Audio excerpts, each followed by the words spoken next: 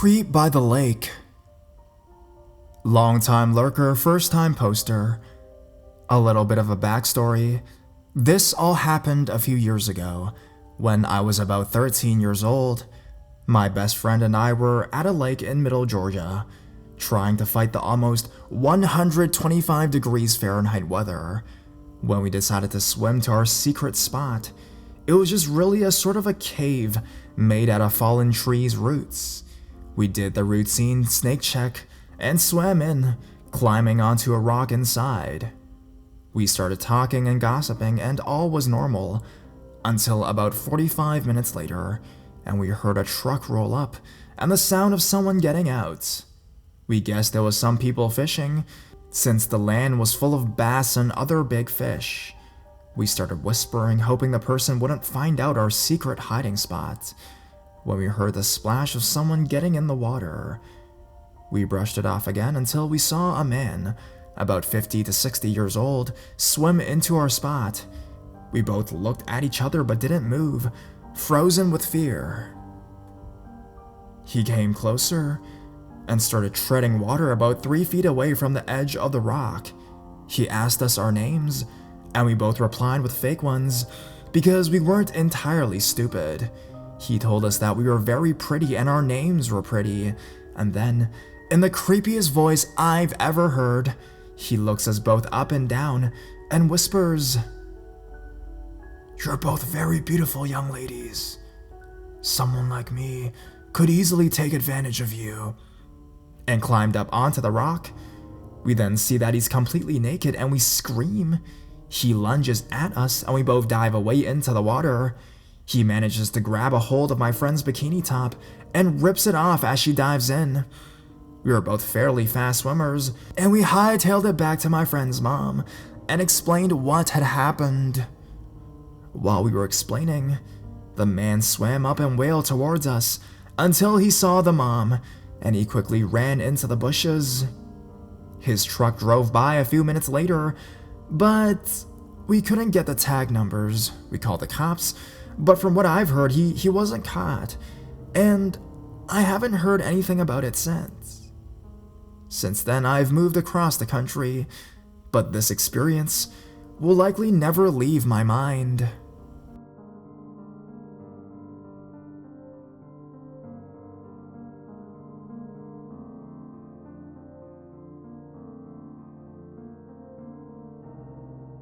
The Man by the Lake. About 4 years ago, I was walking my dog around 9 to 10 p.m. at night. It was the middle of summer, and the only time I could walk her was at night, so she wouldn't get too hot. My town is a really small suburb where nothing ever happens or people are very friendly. I rarely saw anyone else when I was walking at night. In my town, there's a small lake surrounded by woods. There's a path that goes through the woods to lead to one side of the lake, and it brings you out to a big clearing on the other side that's used as a park, with picnic tables and benches, and lights on at night. You can see the clearing from the other side of the lake when you first go into the woods, where there's a smaller clearing. My dog loved to walk on that path, so I decided to take her there. We get to the opening of the woods where the path starts, and my dog stops dead in her tracks. I tug the leash a bit and tell her to come on, but she won't leave. She won't move at all. She isn't sniffing anything, she's just standing there, looking into the woods and looks scared, with her ears back and her tail down. She did tend to get scared of little things, so I figured she heard a noise or something and was just overreacting.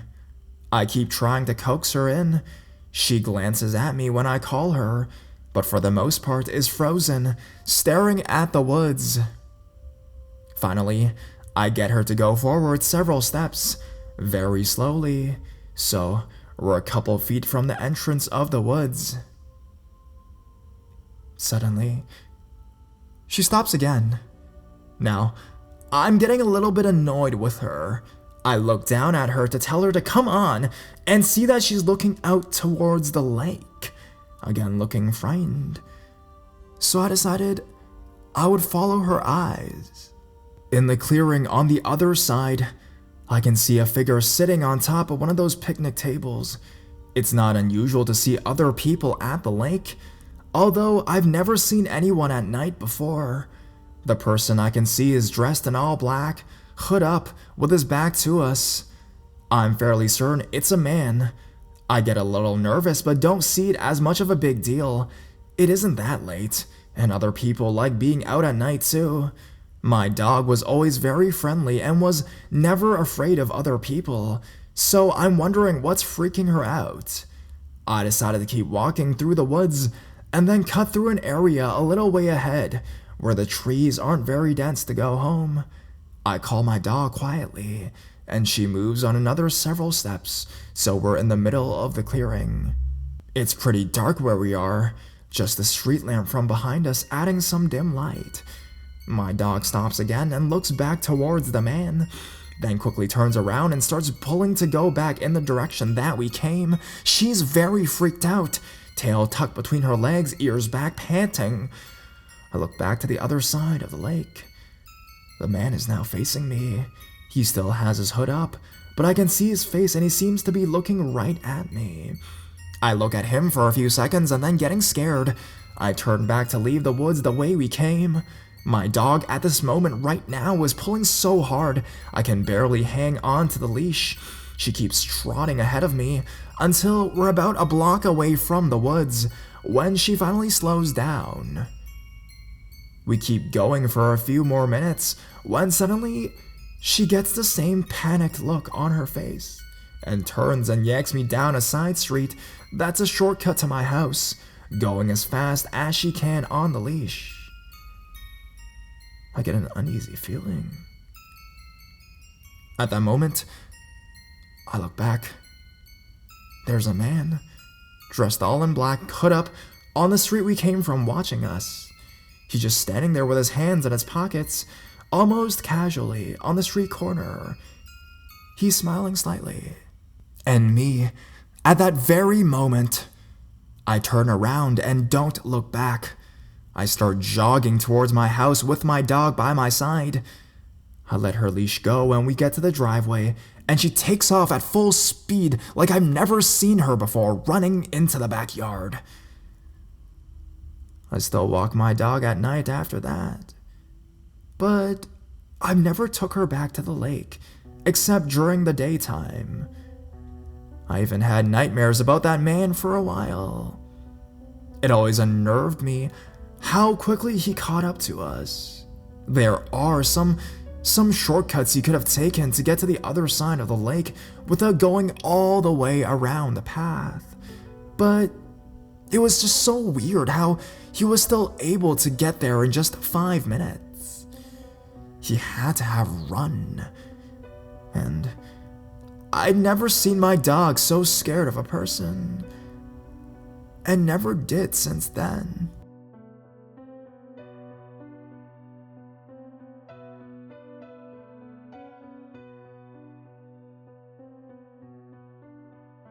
Secret Island.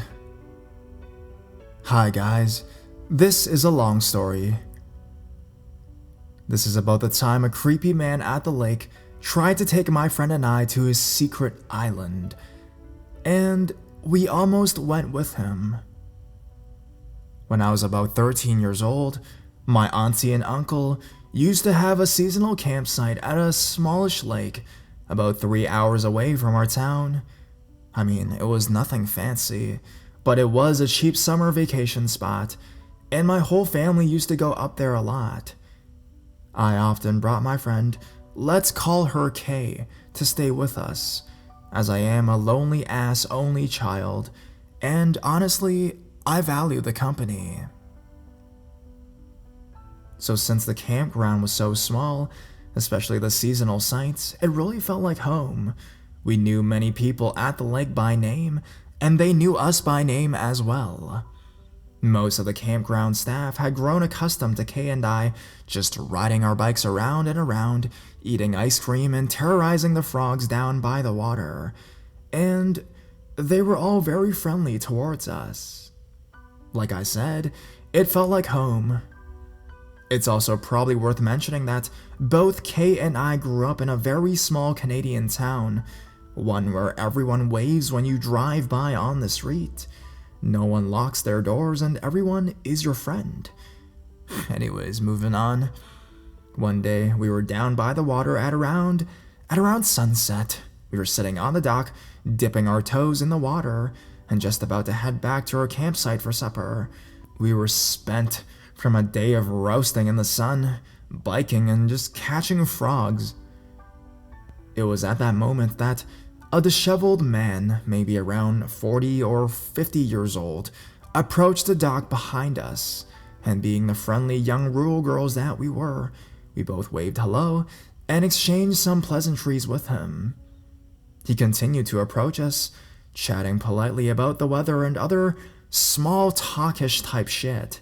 He was wearing a stained beer t-shirt, one of those that you used to get for free in a box of beer in the early 2000s, and dirty jeans.